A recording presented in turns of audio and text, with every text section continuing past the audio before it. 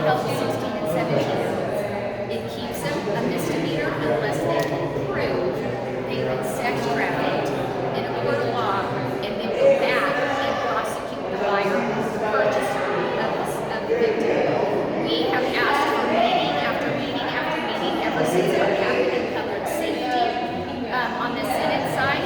They granted us a meeting after canceling several times last night at 5:30. We got the amended language this morning and we had to research what it was. And basically, after they sent the press release out that said they were protecting 16 and 17-year-olds, they are not. And I want to make that very clear. They are not.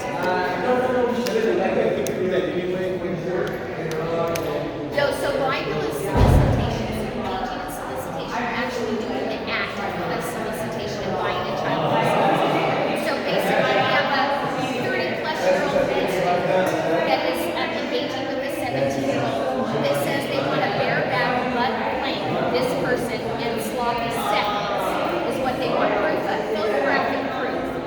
So that, in my language, would be a solicitation, and it would be a felony provision.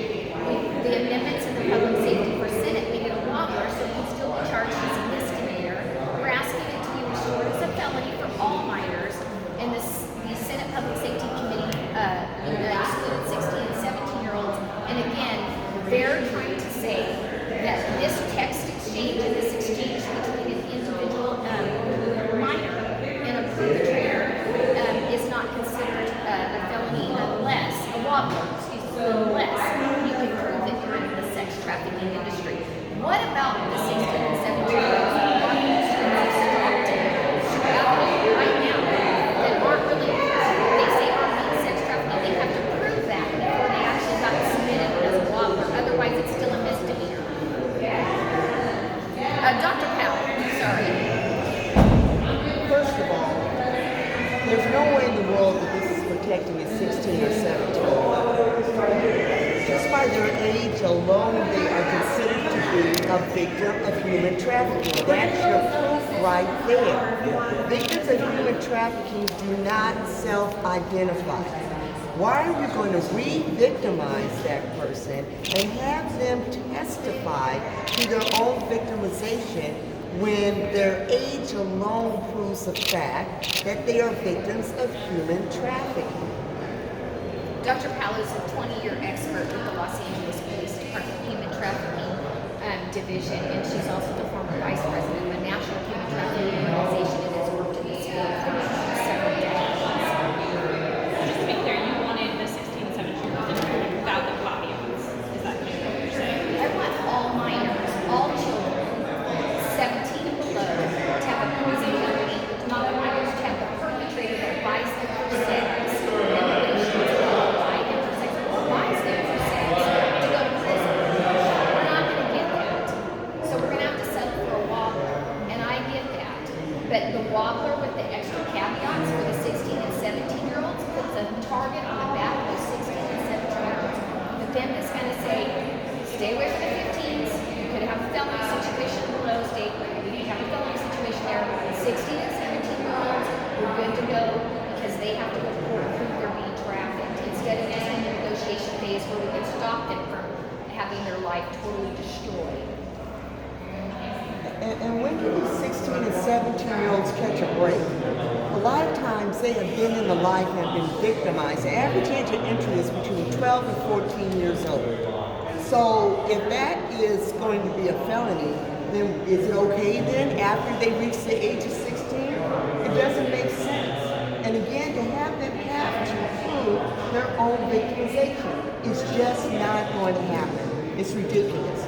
Who you really are protecting is the sex buyer. Sex buyers need to be held accountable. Anybody who solicits a minor for sex, it needs to be a felony. Period. Hard stop. Thank you. Would you please give us your name, just to make sure all the reporters have it now? My name is Dr. Stephanie Howell, P-O-W-E-L-L.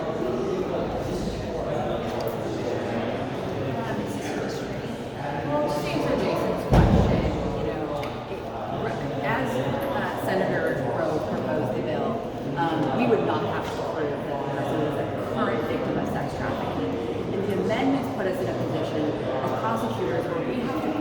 establish a timeline that's going to double or triple or even quadruple the amount of evidence that we have to establish in order to prove this felony. And so it actually creates a significant burden in terms of the proof that will be brought to court. And I think that with this type of bill, it will really just be impossible. This isn't something that law enforcement is actually going to use as a tool to combat buying sex and sex trafficking. For just 16 and 17. Correct.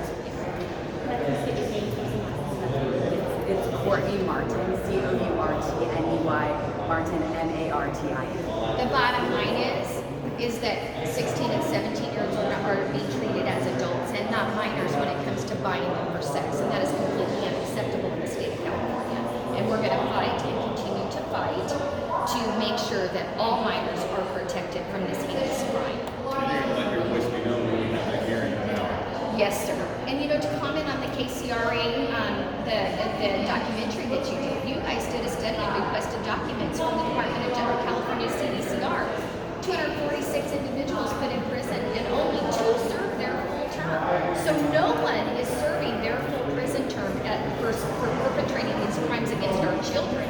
And when you look at this building, we protect children from vaping, from alcohol, from several different issues until they're 18 years old, but buying them from sex, you're not going to protect these kids? That's the most heinous, ridiculous thing legislators can come back with, and then throw something out there on a press release that says they're protecting minors, and you guys jumped on that.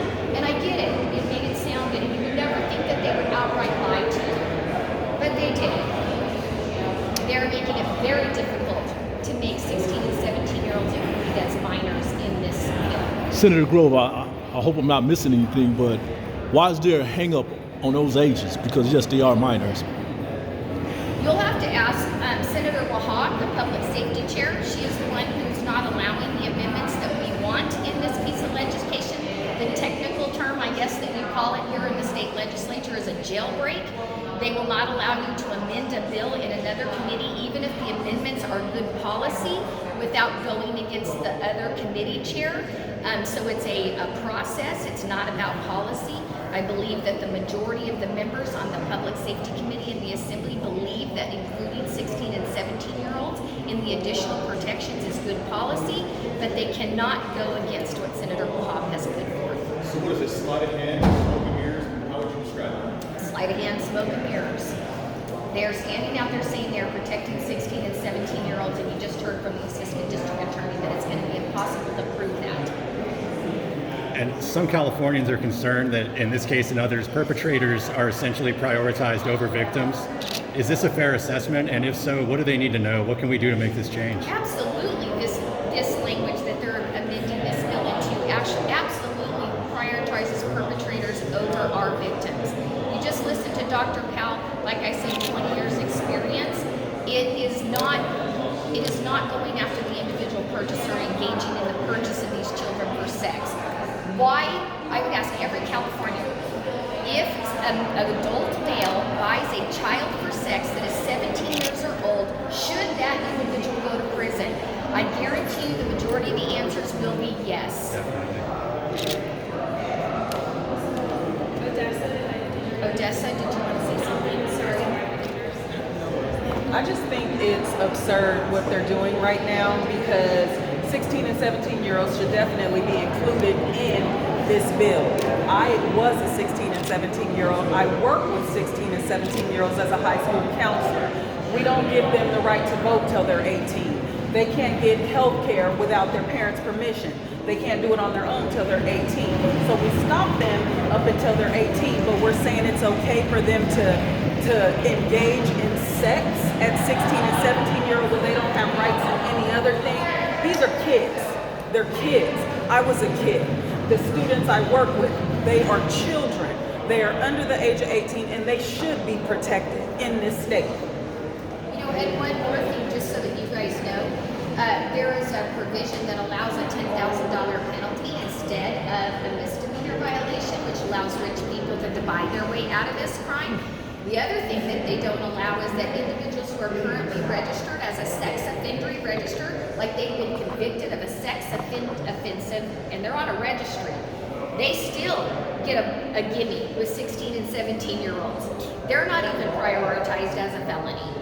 They still get that gimme. I mean, this was not negotiated in good faith. We were brought in late last night, and they're throwing a press release out there saying they're protecting 16 and 17-year-olds as all minors, and that is not. So it's essentially a pay to play. You got $10,000, you can do what you want in this You got instance. $10,000, you can buy your way out of part of this crime. Great. And these are rich men buying their way out of this crime, and it's unacceptable. And they're claiming this as a win, and it's not true. So thank you guys for being here. Thank you, everybody. Thank you. Bring you back. Yes.